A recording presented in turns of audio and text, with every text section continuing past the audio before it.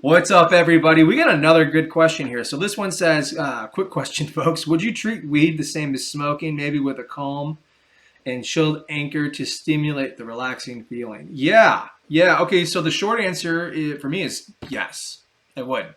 But as a perfect metaphor for, I think, where this video is going to go, I think the why behind that is what's going to be more powerful for you to understand and to take away from this. Like,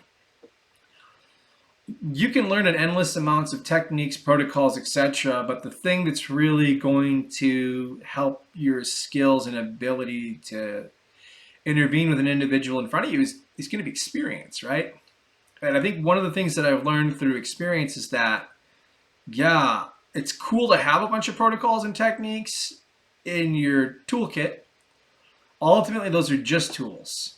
Understanding the principles and the mechanics behind what makes those tools work is fundamentally different, because then you can kind of use anything for anything, or use nothing. That's even better.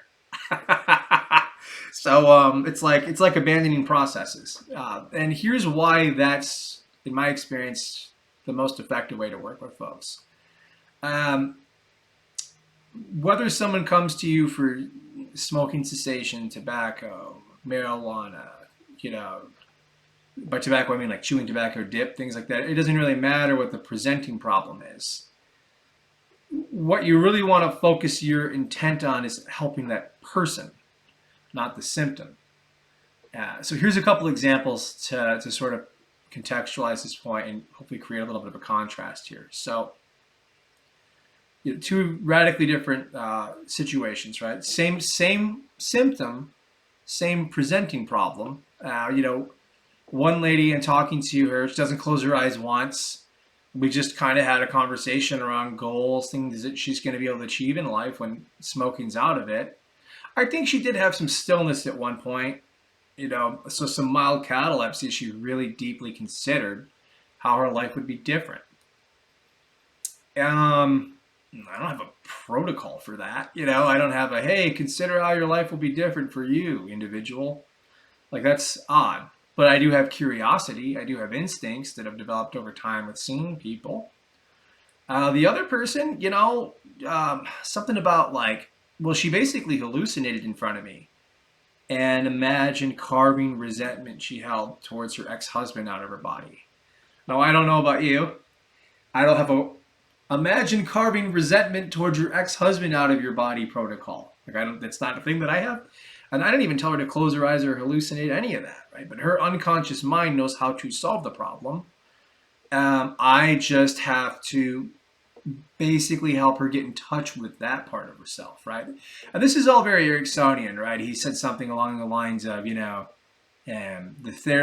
best therapy you do is one that you've never done before and will never do again, right? So there's a bit of a clue there. It's going to be unique to the person, and he has something else along the lines of, I can't remember. Anyway, he's got a lot of cool stuff that he says, right? So I think this is a powerful way to work with folks, and it really ignites the other tools and stuff that I've learned, because now if a person starts, talking fairly explicitly or at least metaphorically about parts, if they're talking very so what's cool about this is that it allows all the protocols and tools that I've learned in the past, they become like dynamite. Because if a person's sitting there talking, from the standpoint and metaphor of parts, well, I've got an awesome way of working with that. If they start, talking about an early childhood memory, we can just piggyback into that regression, right? I don't have to do anything, right? They're telling me what to do. So this is a different way to work. So I think at a high level, understanding the principles behind what makes things work, that's not necessarily about, hey, like different types of people go into hypnosis differently. I don't particularly care if they go into hypnosis in any overt way at all. What I want to help people do is quit smoking. I want to help them get the result they want. So there's no pressure on you then, right? You're just kind of paying attention and being curious, being open and listening, really listening to people. Paulo Zola. and the beauty of all this is you're not really guessing anymore because they're telling you what they need.